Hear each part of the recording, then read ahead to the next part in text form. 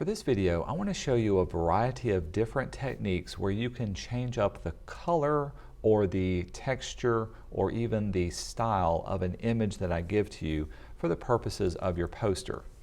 Now, for this week's project, I'm going to give you a variety of different pictures. Some of them are going to be silhouetted images. Some of these are going to be just basic photographs that go into your poster or can be used. Some of them are grainy or high quality. And some of these are just going to be some basic textures that you can apply.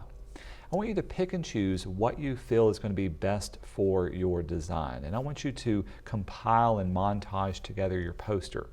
But I want the poster to have a specific color scheme that feels jazzy and really energetic along with the music that they're trying to promote. And so that's what this video is going to show you, is how to change up the colors and make your photographs feel a little bit more jazzy. So to do this, we're going to be working specifically in Photoshop to do all of the edits. What I'm going to do is open up one picture here. And there's a lot of different ways we can change colors in Photoshop. Now, when you work in Photoshop, it's all about the layers, so make sure your layers panel is open. This first technique is simply adjusting the layers, or adjusting the colors that you already have available. Now, when I do this, I'm going to open up my adjustments panel, and I'm going to use some of these adjustments to tweak the colors that are on here. In my case, it's already pretty colorful. Maybe I want to give it a different style of colors, or I want to change it so that it looks a little bit more musical or a little bit different from reality. Some of the best ones that I can use to do this would be found on the second row, like changing up the hue and saturation. Whenever you select an adjustment, notice that it adds its own layer to the Layers panel, and inside the Properties panel is where you can make all of these adjustments. So in this case, the Hue and Saturation allows me to click on the Hue slider and move it over to change up the entire hue values for this particular image. And you can see how very quickly I can get some drastically different looking results that change up the color of this design. I can also bump up or down the saturation. So if I wanted to make it look much more poppy, if I wanted to really brighten it up and look otherworldly, that's one quick and easy way of doing that. Since this is its own layer, I can also play around with the blending modes of this layer. So when I do this, it'll give me some different results that blend together those new colors with the old colors. Some of these blending modes may work better than others, so you kind of have to play around with it. That's kind of cool with the hard mix. Or difference will give you something completely different, or the luminosity and the saturation can be set up differently as well. Or you can just keep it as straight normal. Some other great adjustments, by the way, I'm going to delete away that layer. Go back to my adjustments layer. Some other great adjustments you can play around with are your channel mixer. With Channel Mixer, this lets you mix up the output channels and give you different results. And again, this depends on the play that you have with it. So you can change from RGB, from red, green to blue, and give you some different looking results for that.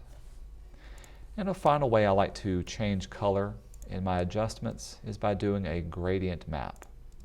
Now with gradient map, in the Properties panel, when you click on the gradient, what it's doing is it's mapping out the darkest points to the lightest points. And you can see on here, everything that's dark is now turning yellow, and everything that was light is now turning this dark blue. Now I can double click on these swatches and I can change it up to whatever color I want. So if in this case, maybe I want the darks to be maybe a bright red, the lighter colors, will it be a lighter blue?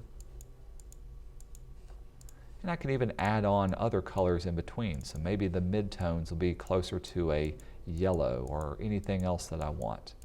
And again, playing around with this is going to give you some drastically different results based on what you want. When I say OK to that, now I've changed up the color just of that particular layer. The best part about this is because it's its own layer, you can, again, change up your blending mode for that adjustment layer, or you can get rid of it and turn it off and go back to your original design. Once you've made the change to the design that you want, or the image that you have, what I would do is to choose your layer options at the top, and I would flatten the image and then save this as a separate image. So File and Save As. And I would either do Jazz Poster, we'll call this number 2, or change up the style of it. In other words, don't save over your original. I can then use this image in my layout and my full composition as I see fit. Another way to change color is by adding color overlays to a design. Now this works really well, especially if you've got an image that has just a few colors to it. So in this case, I'm going to open this guy up. You can see it's just a black and white image. And inside of my layers, I'm going to go up to my Layers drop-down menu, and I'm going to add a new fill layer. Now I've got a couple of different options. I like to either do a solid or a gradient fill color. Though patterns do come in handy, I rarely use that. When you choose solid color, it's going to ask you to give it a name, and you can change your blending mode. But for now, I'm just going to say OK and keep it at default. The best part about this is I can pick and choose whatever color that I want. And when I say OK, this gives me a new layer that's on top of my background layer. Now if I want to change it, I can double click on this icon and I can choose a different color. But since this is its own layer, I can play around with the blending mode. And just like I've done with the other ones, depending on the mode you choose, it's going to give you some different results.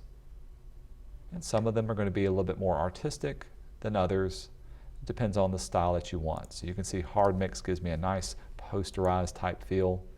Difference will give me something completely unknown, and some of them may not necessarily look good at all. So playing around with these, playing around with the blending mode you have will give you some different really cool results. That's looking really nice for that particular design. Now that's with a solid fill color. If I chose a gradient, however, we'll go back up to Layer, New Fill Color, and choose Gradient. Again, it's going to ask you to give it a name. I'm just going to say OK to the default. This will allow you to fill in a gradation of colors. Now you can choose some of the predefined gradients, or you can make your own. In my case, let's choose maybe some purples. We can click and drag on these and play around with the different ones. You can change your style and the angle these are at. And if you unclick Align with Layer, you should be able to move it around, though you may not be able to do it right now. I'm going to set this to be a radial gradient.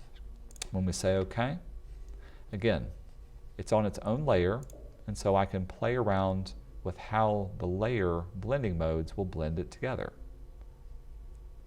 Some of them giving you different results than others. Again, if you double click on it and you tell it to not align with the layer, this will allow you to click on it and drag around and place it on a different spot. Another fun thing about these layer fill colors is that you can do multiple ones. If I go back up to Layer now, I can add on another gradient fill color on top of everything.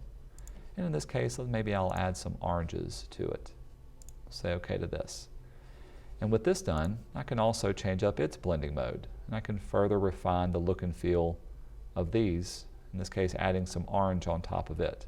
And again, it's going to give you some drastically different results depending on what blending mode you choose. I kind of liked the look of these color burn or multiply. So this is a great way of adding some color to an otherwise colorless image. And this also works for full color photographs as well. Especially with different kinds of color and really bright colors, you can play around and change up the look and feel of those. Also, I can go to my adjustments panel and I can apply any one of these adjustments to bring out and enhance the colors however I wish. Just remember, when you finish up and you want to save this as its own image, flatten the image and then do a Save As and save it as a copy of a different file. Another way that you can change up the color is by simply overlaying two images. In my case, I like to find a picture. In this case, we'll use this one as my base image. And then I like to find a picture of a texture or a field of color or some sort of painting that gives me more than just a single solid color or gradation. In this case, it can be anything that you photograph or you can find online. This looks really cool in itself. So all these different colors can be applied to my picture. With it selected, I'm going to drag it onto my picture. and I'm going to scale it up so that it fills in my entire field of view. So this will cover it up. Notice on the layers panel it's on top of that layer. As we've done with the others, simply change your blending mode and that'll give you some drastically different results.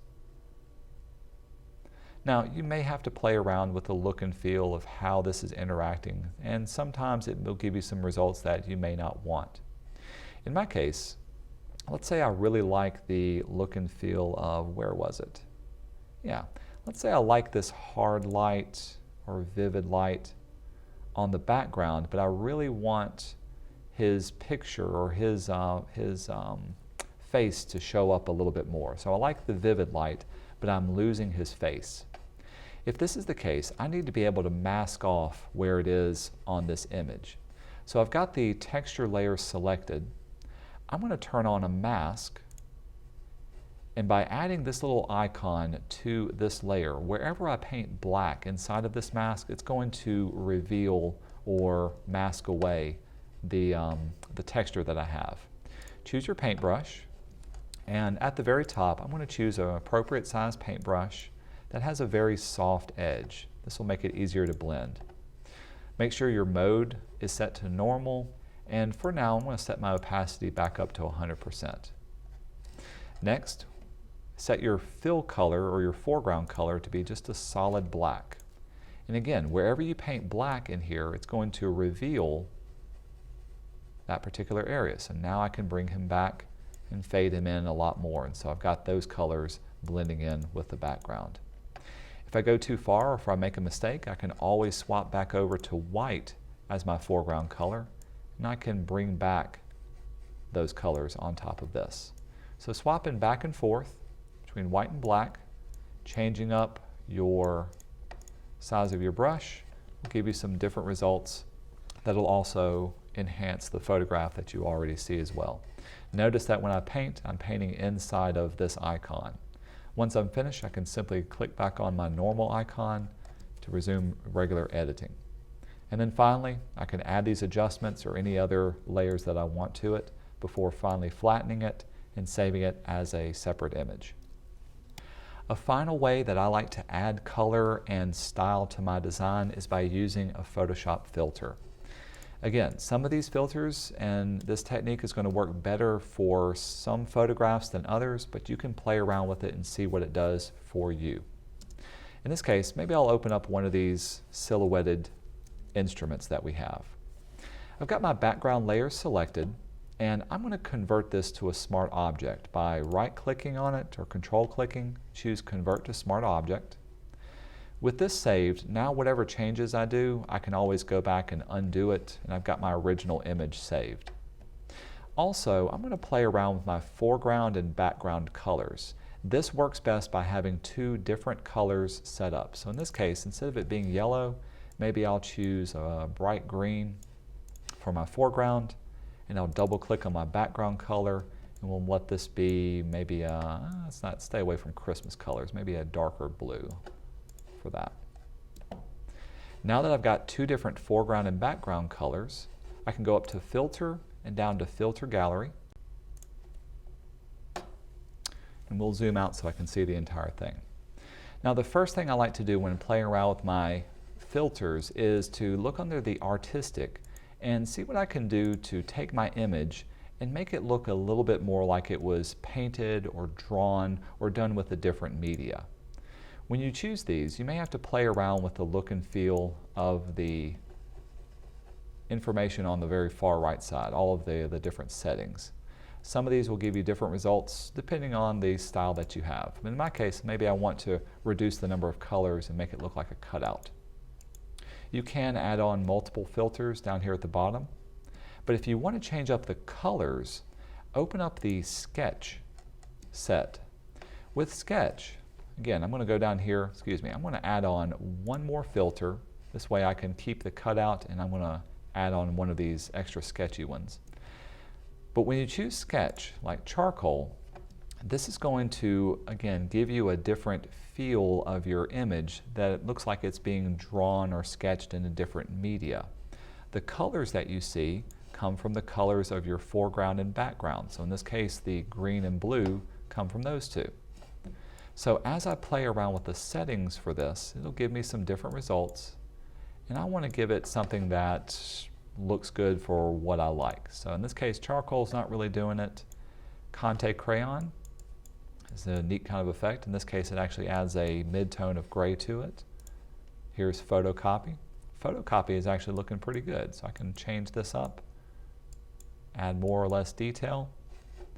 But once you've got something that you like, and you say OK, this will convert your image, and notice because it's a smart layer, you've got a smart filter applied to it. This means if you want to go back and make any changes to it, you can always go back up to the filter gallery again, or excuse me, now go up to filter gallery, double click on filter gallery here, and this is where you can make changes to your design.